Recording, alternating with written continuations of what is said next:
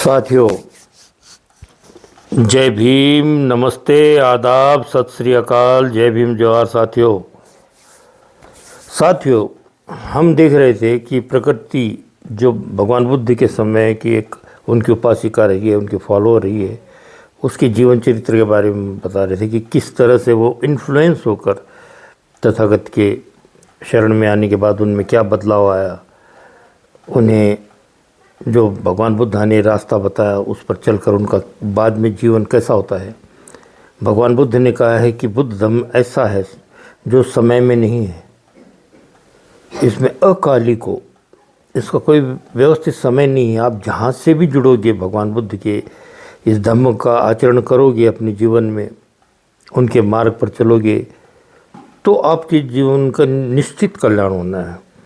जहाँ से भी आप जुड़ते हो वो पथ आपको सुमार्ग पर ले जाएगा, अच्छे पथ पर लेकर जाएगा, इसकी गारंटी है। भगवान बुद्ध ने कहा मगर ये सब आपको करना है, और मैं कह रहा हूँ इसलिए मत मानो। आप अपने जीवन में इसे ढाल कर देखिए, आप उस पे चल कर देखिए उस मार्ग पर कि आपका निश्चित कल्याण है या नहीं है।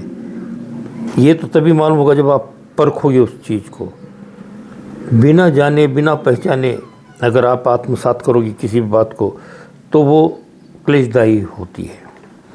तो आइए भाग 2 मानकर हम चले, क्योंकि किताब एक ही है मगर एक साथ इतना कुछ मटेरियल एक साथ नहीं कहा जा सकता, आपको भी बोर होने लग जाएगा। तो ये थोड़े थोड़े से अंतराल से बातें सुनेंगे। कथानक का आज 10वां पान, चांडाल कन्या का।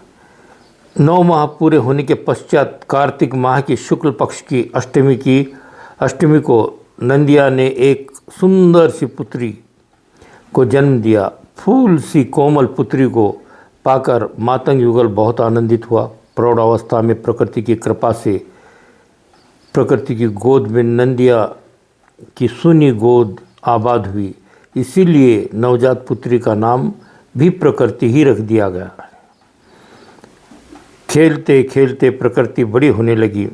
ज्यों ज्यों वह बड़ी होती जाती त्यों त्यों उस पर सुंदरता का निखार छाता जाता। आते जाते लोगों की दृष्टि जब प्रकृति पर रुकने लगी तो ऐरक और नंदिया को पता चला कि हमारी बेटी जवानी की दहलीज पर पांव रख चुकी है। प्रकृति भी अब बहुत बहुत संभल कर रहने लगी। अब वह अपनी आकर्षक काया को कपड़ों से अच्छी तरह ढांपना नहीं भूलती थी। कपड़ों से ढका रहने के बावजूद भी उसके काया अपने रूप लावण्य का आभास देते रहती। कई बार प्रकृति ने अपने माता पिता को उसी के विवाह के संबंध में बातचीत करते सुन लिया था। वैसे भी कुदरत ने विविध तरीके से उससे अपने यौवन का आभास करा दिया था। माता पिता की बातें सुनने के बाद से प्रकृति अपने कल्पना लोक में खोई खोई सी रहती थी।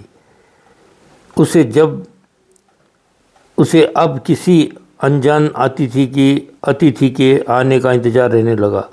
इसी बीच प्रकृति को अब कुछ न कुछ गुनगुनाने की आदत भी पड़ गई। अब प्रकृति की चाल ढाल में भी परिवर्तन आ गया। प्रकृति अब अपन घट पर जाती तो इठलाती बल खाती नागिन की तरह जाती। प्रकृति का मन अब अपने साथ की विवाहित सहेलियों के साथ बात करने को ललचाता। उसे यह भी आभास हो चुका था कि आज नहीं तो कल मेरे माँ बाप मेरा हाथ किसी न किसी मातंग युवक के हाथ में पकड़ा ही देंगे। वैशाख का गर्म महीना आया। भरी दोपहरी में खूब गर्म गर्म लू चल रही थी। खेत भी पककर तैयार हो चुके थे। तब सब और पीला ही पीला, भूसा ही भूसा नजर आता था। पूर्वाह में प्रकृति अपनी पतली सी कमर पर मटकी टेक कर पनघट की ओर पानी भरने को निकली। वह मटक